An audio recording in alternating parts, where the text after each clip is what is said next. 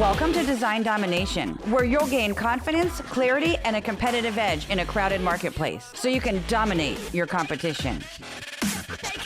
Hi, and thanks for tuning in. I'm Colleen Grotzer, and in this episode of Design Domination, I'm diving into the topic of freelancer versus employee. Which should you choose and why? Stick around if you're thinking of going out on your own as a full-time freelance designer. Now, graphic designers usually start out working for someone else, before they ever go out on their own, but you may have wondered if you should work for yourself or when is the right time? And is that when you have a certain amount of savings? Is it when you have more experience under your belt? Is it when you have some freelance clients? Is it when you get fed up at your job? And that decision is different for everyone. For me, the deciding factor was when I was making more money with my freelance work than I was with my salary at my full-time job. And then you may also have wondered, how is being a freelancer different from being an employee? And both working a full-time job or even a part-time job and freelancing full-time have their own unique pros and cons. And your comfort level, your personality, and even your entrepreneurial drive are definitely going to play a factor in which one you choose. So let's first look at the benefits of being an employee at a full-time job. The first is steady income, which is a huge benefit. And you've already agreed to a salary when you were hired, so you know how much to expect every time you get paid, and you'll get paid the same amount on a regular basis. And a lot of companies will pay you 1.5 times your rate if you work more than 40 hours a week. You get your overtime. You usually also have designated work hours at a job and even a set number of hours. And so once 5 o'clock hits, you're done for the day. Your job has specific roles.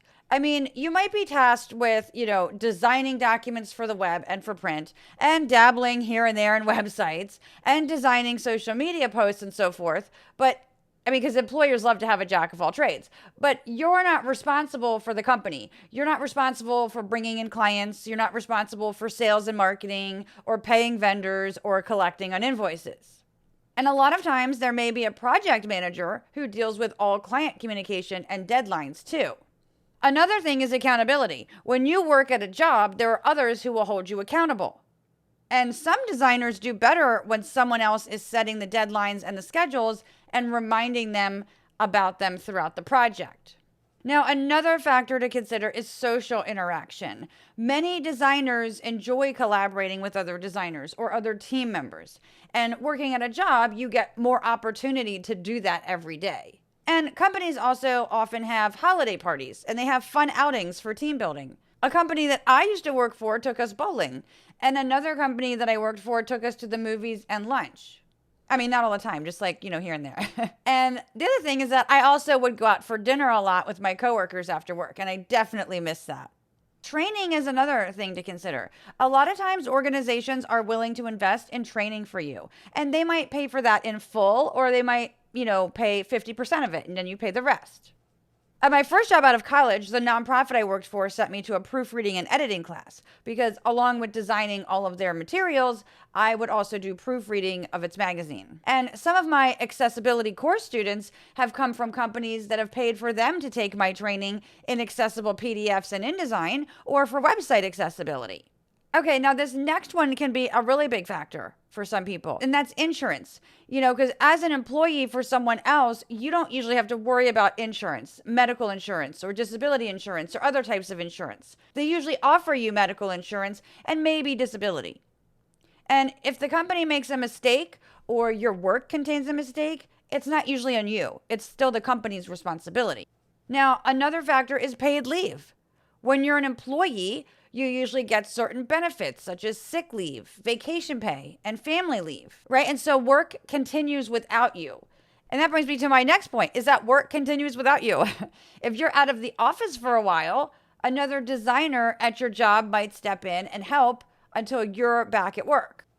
Now, another thing you might get as an employee is retirement benefits, right? They may contribute money to a retirement plan for you.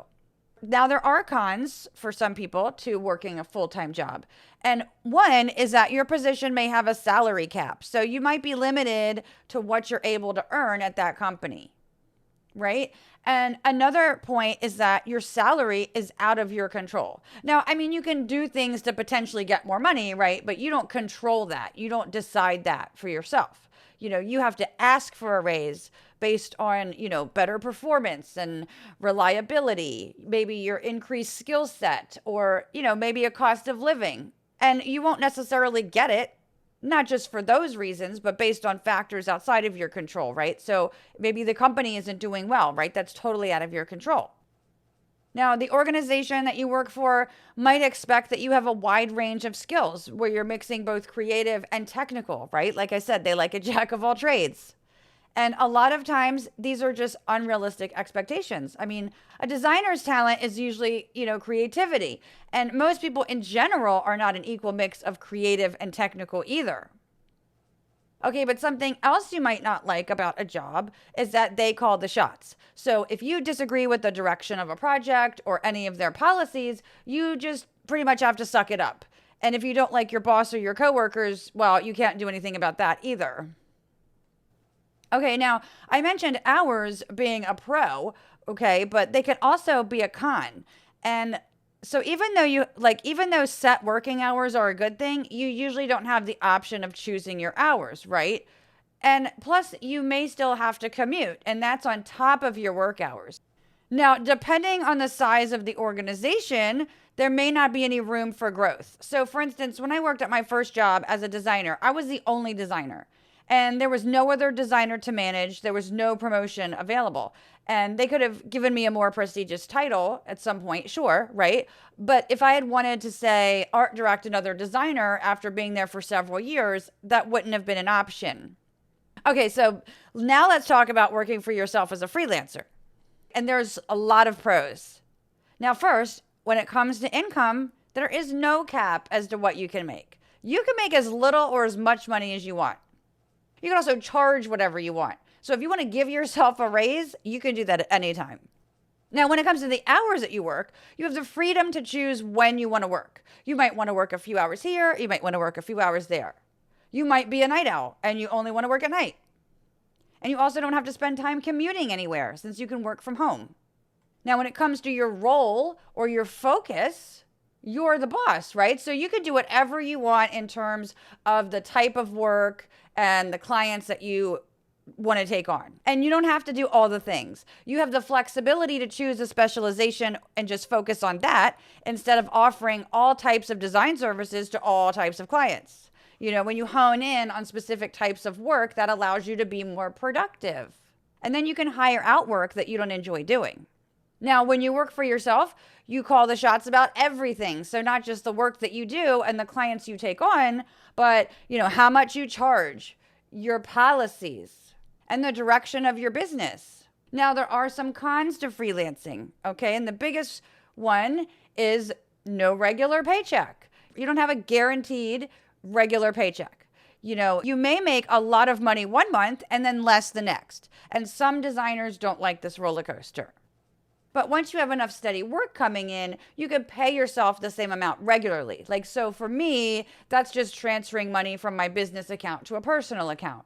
Okay, and even though I mentioned hours as a pro, hours can be a con as well when you're freelancing full time. And that's because as the business owner, yes, and even as a freelancer, you're a business owner, you might find yourself working more hours than you would at a job on client work, on invoicing, and on marketing, and all these other things. And you also might find it hard to draw a line between your work hours and your non-work hours, especially when you work from home. Now, as a freelancer, you wear all the hats unless you hire someone to help you. You not only have to do the work, but you also have to network and find clients. You have to do other sales and marketing tasks. You have to write proposals and estimates. You have to send invoices. You have to deal with late paying clients. You have to manage the project and deadlines. You have to maintain client communication. You have to find subcontractors when they're needed. You have to pay vendors. You have to maintain your website and so many more things. You have to be the business owner. And most designers are introverts and feel really uncomfortable handling some of these things, putting their foot down with clients, or they don't like networking. In the United States, Insurance is sometimes the reason that designers don't go out on their own, even though there are many health insurance alternatives. And I did a podcast on that, so you can check the link to that in the show notes. And also, there are catastrophic health insurance plans out there if medical insurance is too expensive to get on your own. So unless you can get medical insurance through someone else, you have to get it on your own. And also, when it comes to insurance, you have to think about disability in case you can't work temporarily or ever again. You have to think about insurance for your equipment in case of fire, or theft, or something else. And if clients come to your house, well, what if a client falls? They could sue you.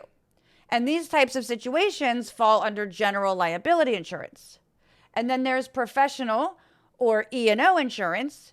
And this covers you in case you make a professional mistake. Like say you caused an error in a print document and the client had to reprint it and they wanted you to pay for it, but you couldn't afford to do that. Now, also when you work for yourself, you don't get paid sick leave or vacation time or family leave. You have to charge enough to account for that time off. And then when you're sick, unless you've hired someone to help, work is going to slow down or it's going to stop, depending on how you feel. And if you go on vacation or family leave, work will stop until you get back. When you work for yourself, it's also easier to fall into social isolation. And this happened to me for quite a few years. And I think it was one reason that I put up with bad clients. I mean, there's so many other reasons I put up with bad clients, but this didn't help, because I didn't have anyone to ask like what to do or to hear how other designers prevented this. And I also didn't know at that time, like what other designers in my area were charging so that I could, assess my rates. And I didn't have any other designers to bounce creative ideas off of. I mean, you have to actively seek out online and in-person groups in order to avoid that. But now, of course, there are so many options for that. And you can also join associations to network at. You can find a few trusted designer colleagues to bounce ideas off of, and you can find a mentor. Now, when you work for yourself, you're also responsible for your own taxes. In the United States, you will likely be paying estimated quarterly taxes so that you don't end up owing so much at tax time, and you don't want to have to pay a penalty and interest either.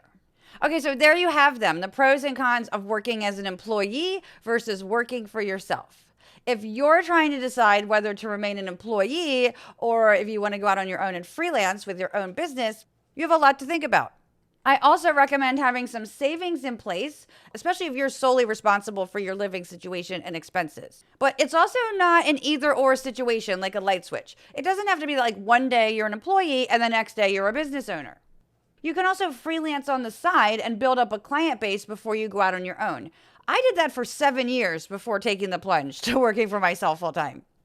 But it's important to know that when you work a full-time job and you freelance on the side, it can be a lot, depending on how much you want to take on. I mean, sometimes I used to come home from my full-time job, take a nap on the couch, eat dinner, and then do some freelance work, maybe socialize and go out a bit, and then go to bed.